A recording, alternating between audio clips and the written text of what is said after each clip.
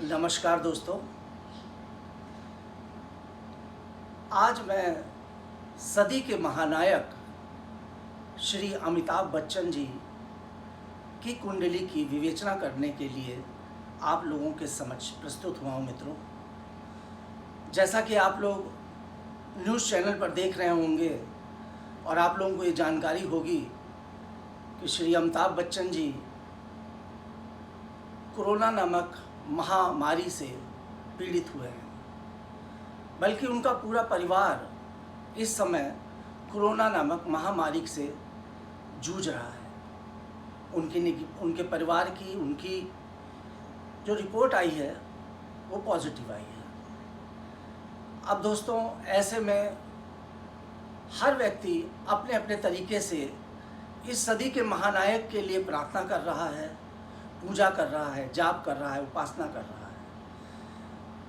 हर व्यक्ति के अंदर एक जिज्ञासा है कि आखिर ऐसा क्या हुआ कि अमिताभ बच्चन जो स्वच्छता अभियान के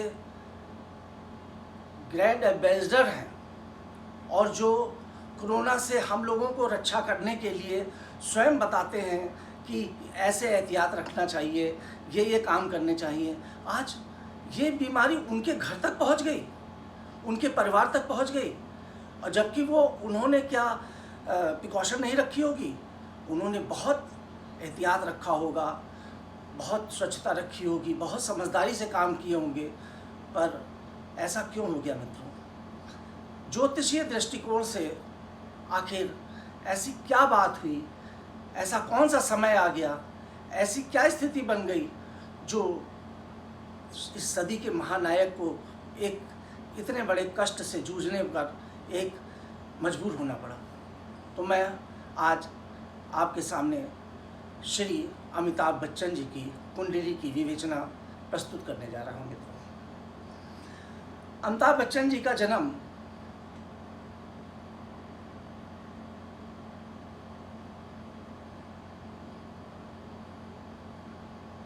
11 अक्टूबर 1942 को हुआ, दिन में 4 बजे और इलाहाबाद में।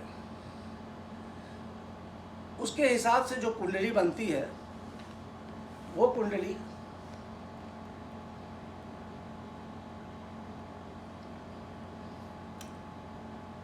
अमिताभ जी की कुंडली आपके सामने बता रहा हूँ।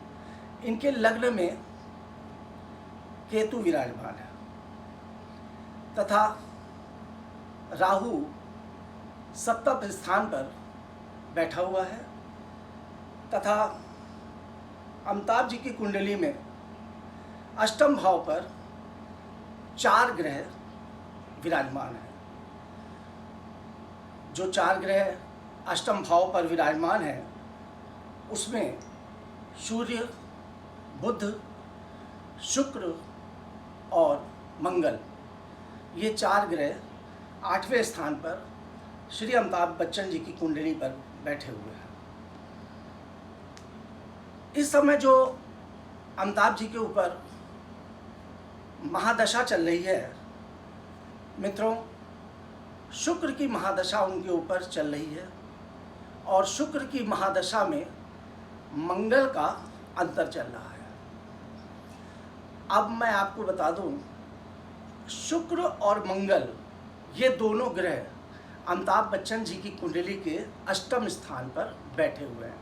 अष्टम स्थान, 8वां स्थान मृत्यु का स्थान भी होता है, मतलब इससे कोई घबराने वाली नहीं। अष्टम एक ऐसा स्थान है जो मृत्यु भाव भी है और अष्टम भाव कुटुंब से भी रिलेटेड है, उसके कई अर्थ होते हैं, मगर 8वां ग्रह ज्योतिष में मृत्यु भाव का है। और छठा स्थान पे अमिताभ जी के बृहस्पति बैठा हुआ है, जो बीमारी का, और अष्टम भाव भी बीमारी और रोग बीमारी का भाव है। और अभी वर्तमान में जो अमिताभ जी के ऊपर दशा प्रारंभ हुई है मित्रों, वो शुक्र में मंगल और मंगल में उनके इस समय शनि की अंतर आ गया है, प्रत्यंतर।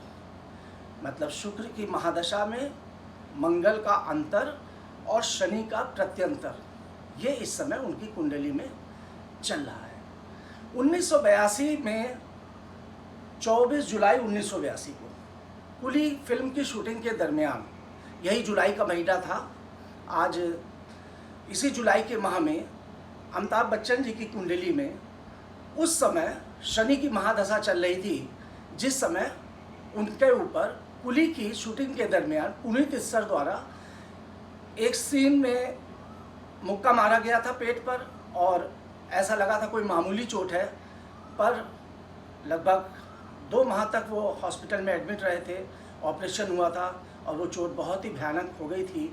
उस समय भी करोड़ों की जनता उनके लिए, पूरे देश में, मुझे आज भी याद है, हम लोग के सबसे प्रिय कलाकार अमिताभ जी उस समय भी थे और आज भी हैं। उन्होंने प्रार्थना की और उनकी प्रार्थना से अमिताभ बच्चन जी पुनः वापस आए और वो ठीक हो गए। इस समय भी अमिताभ बच्चन जी की कुंडली में मंगल में शुक्र और शुक्र में शनि का अंतर आया हुआ है।